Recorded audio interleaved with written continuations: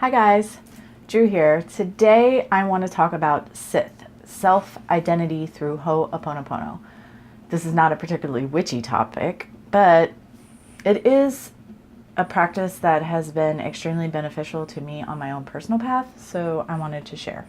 So I was first exposed to SITH through a friend who recommended, actually the woman who named me She Who Walks Between the Worlds, recommended this book, Zero Limits. It's by Joe Vitale, and it tells a small portion of Dr. Hugh Lin's story. So Dr. Hugh Lin is a psychologist, and he sort of stumbled into this practice because his daughter became ill and conventional forms of treatment were not working at all. And in desperation, he sort of started looking for alternate forms of treatment. Eventually, a practitioner named Morna Simona came to work on his daughter. And if I murdered that name, I completely apologize. She worked on his daughter, and for the first time, they began to see results. Dr. Hugh Lin was so amazed by the results achieved with this practice this woman was using that he decided to study under her. And in the beginning, he would sit there and listen to her talk about her spirit guides and what have you, and honestly, he thought the lady was nuts. But because he had seen the results, he stuck it out and he continued to study under her for 10 years. Now, I'm not an expert on this. From what I understand, the practice that she used was based off Ho'oponopono. SITH is something else. Over time, Dr. Hugh Lin simplified the process, and that is what is presented as SITH today. It is not actually Ho'oponopono. It's just something that was inspired by, was derived from. I also want to say real quick that this book is not necessarily gospel. I have watched interviews with Dr. Hugh Lin on YouTube, and he says he's a very kind person. He is clearing space all day long. He clears chairs and stuff with SITH. He clears everything all the time, just always trying to get everything back to zero, back to a perfect state without energetic debris and whatnot hanging on.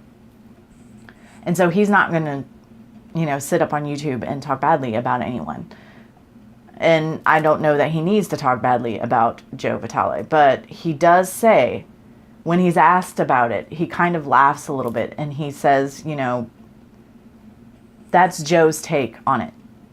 Those are Joe's words. So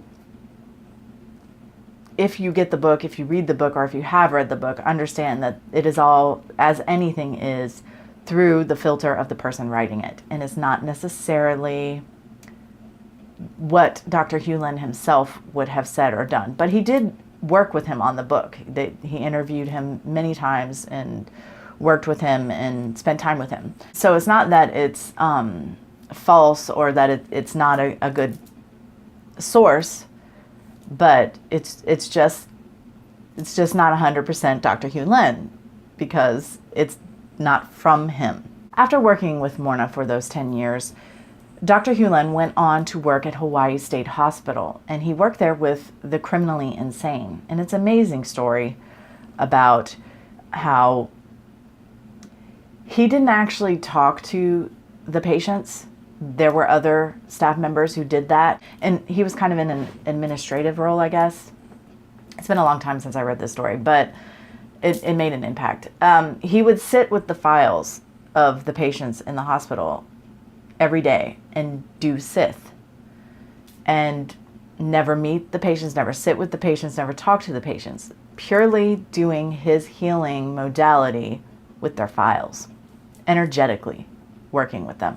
And eventually that part of the hospital shut down, not because it was defunded, because it was no longer necessary.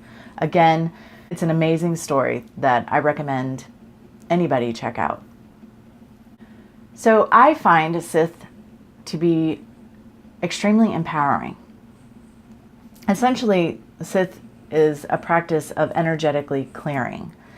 And bringing anything back to its 0 point, back to perfection. I personally,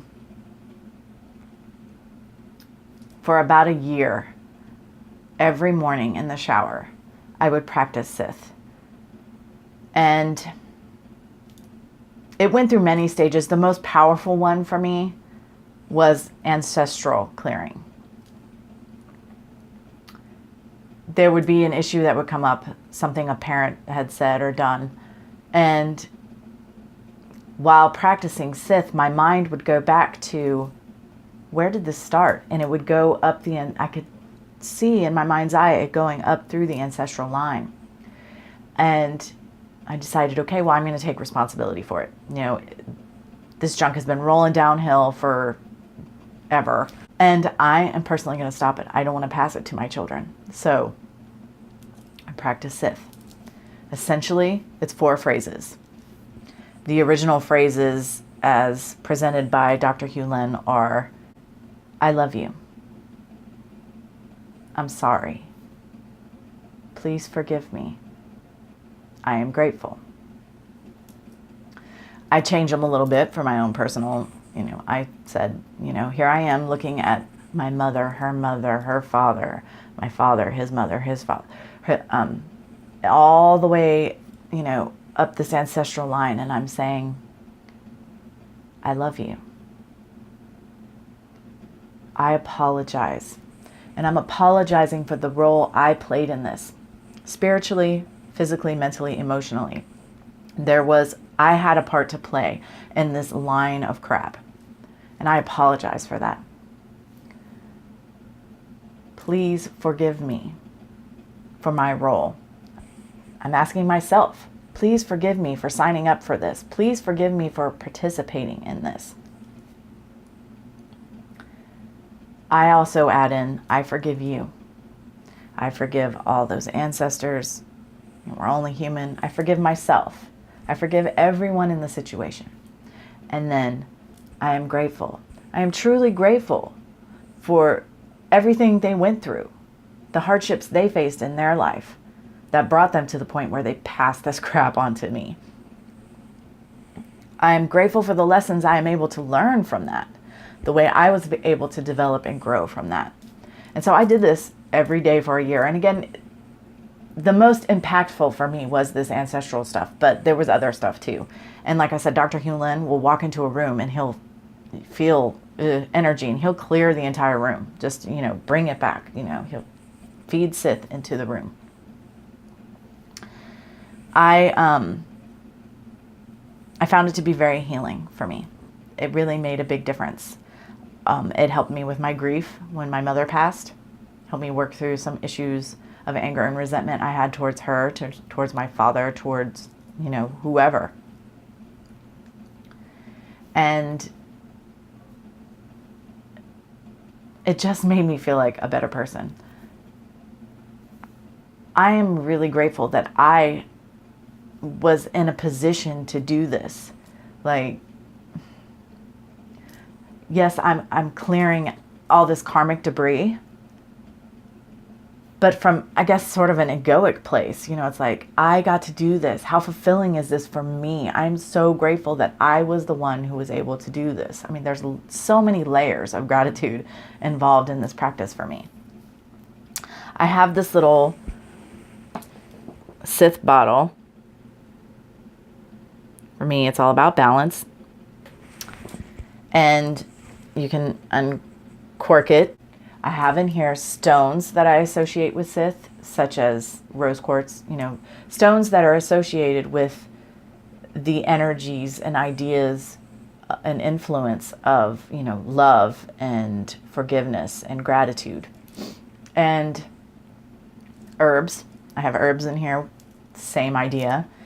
There's also a little scroll that says, I love you, I apologize, please forgive me, I forgive you, I'm grateful, that I rolled up and put inside here. So for me, I can just wear this and I'm clearing because of it. And it's also a reminder. It's like a trigger. It's an amulet for SITH. Again, this isn't the witchiest thing. But for me, it taps into clearing shadow work and it raising vibration and just so many things that are definitely important for my path, but I think are important on a lot of witches' paths. So I wanted to share, if you haven't heard of SITH, I suggest giving it a try. Why not? What can it hurt? And it might not be for you, but it might. And if I can help be a catalyst for that, then again, just some more layers of gratitude for me with regards to SITH. It's kind of selfish in a way even, but spiritual selfishness is another topic for another day. So yeah, thanks for listening. I hope you enjoyed that. If so, please give me a like. If you're not subscribed, I would love to have you as a subscriber. If you have any experience with SITH, I'd love to hear about it. And until next time, much love and gratitude.